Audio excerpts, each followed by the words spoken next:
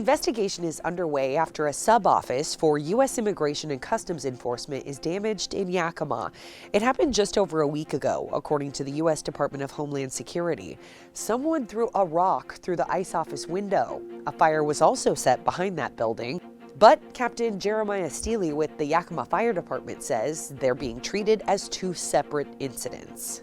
They're not linked at this time besides proximity and timing. Doesn't mean that they aren't related. They could be, but there has been no evidence found at this time that they are related.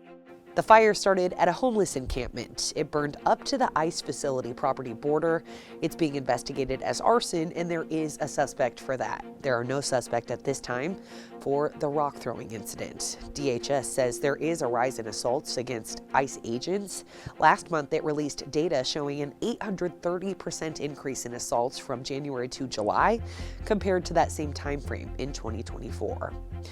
More than a dozen people went to Washington Governor Bob Ferguson's policy advisors asking for a state of emergency.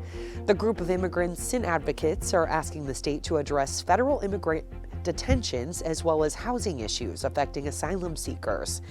They want the state of emergency to protect migrants from evictions and rent hikes.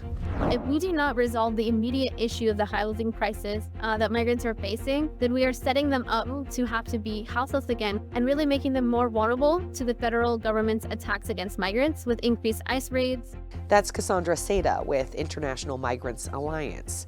The group also wants the governor to stop federal deportations and transfers to detention centers in places like El Salvador and Guantanamo Bay without the consent of those being detained. NWPB has never been more excited to see you. Well, we always are, but this Saturday we'll be back at the National Lentil Festival in Pullman, Washington.